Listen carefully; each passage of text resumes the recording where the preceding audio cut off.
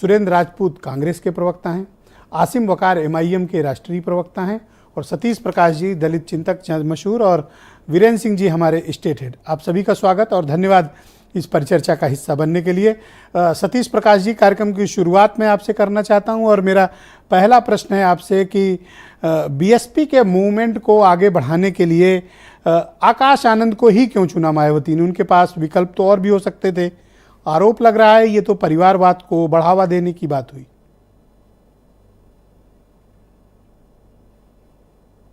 सतीश जी, विरासत जी, आप मुझे सुन पा रहे हैं? जी जी, मैंने आपको प्लीज गो अहेड। नहीं, देखिए ब्रजेश जी, मेरा कुछ मानना थोड़ा इतर है। इसको परिवारवाद से जोड़ना या विरासत से जोड़ना या उत्तराधिकार से जोड़ना, इससे थोड़ा सा हमको अलग हटके सोचना चाहिए। आकाश आनंद भी एक युवा है और बहुजन समाज पार्टी में पिछले 4-5 साल से वो काम कर रहे हैं। तो ऐसी स्थिति में चूंकि वो बहन जी के परिवार से आते हैं, तो ये कोई राइट नहीं है कि उनको राजनीति में आगे बढ़ने का मौका। मेरी आवाज इको हो रही है सर? हाँ, मैं सुन रहा हूं, आप बोलते रहे, मैं ठीक कराता हूं जी।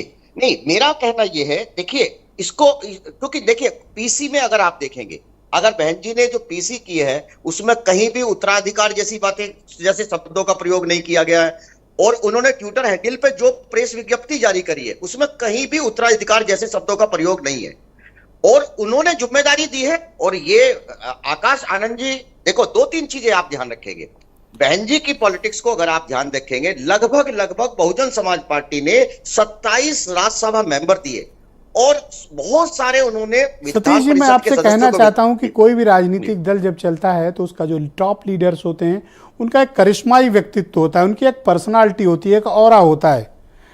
आकाश आनंद उस ऑरे को क्या अचीव कर पाएंगे जो मायावती और कांशीराम का रहा है? इसलिए मैं कह रहा हूं कि इसको लेकर काफी चिंता जताई जा रही है। नहीं, देखिए आकाश आनंद जी अभी सीखने की स्थिति में। और देखिए सीखेंगे क्या से? दलित पॉलिटिक्स को देखेंगे, दलित लीडरशिप को देखेंगे, दलित मूवमेंट को देखेंगे। दलित मूवमेंट में नेता विरासत से नहीं बनता या उत्तराधिकार से नहीं बनता।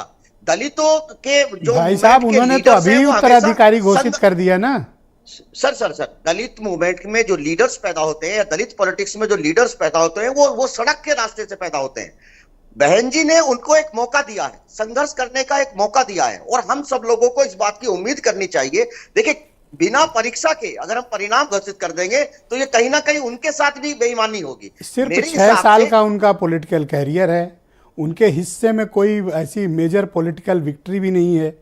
उनको सीधे जाकर उत्तराधिकारी घोषित कर देना, वो भी जो दलित आकांक्षाओं की प्रतीक पार्टी का, आपको लगता है कि ये दलितों की जो आकांक्षाएं हैं उनके साथ न्याय है? नहीं, देखिए मेरा कहना यह है, देखिए 2 चीजों को हमको ध्यान रखना पड़ेगा। आकाश आनंद बहन जी के परिवार से आते हैं, ये सच है, इसमें कहीं कोई दो राय नहीं। लेकिन अगर कोई यूथ आगे बढ़ करके अगर वो पॉलिटिक्स करना चाहता है या किसी भी क्षेत्र में अगर वो जाना चाहता है तो ये हमारा नैतिक दायित्व है ना कि हम उसको आगे करें। रही बात ये कि वो उसमें सक्सेसफुल होंगे या नहीं मैं उनकी काबिलियत पर प्रश्न चिन्ह नहीं उठा रहा हूं। मैं ये कह रहा हूं कि इस काम का और इस दायित्व का निर्वहन करने के लिए पार्टी में और लोग भी हैं जो ज्यादा बेटर परफॉर्म कर सकते थे।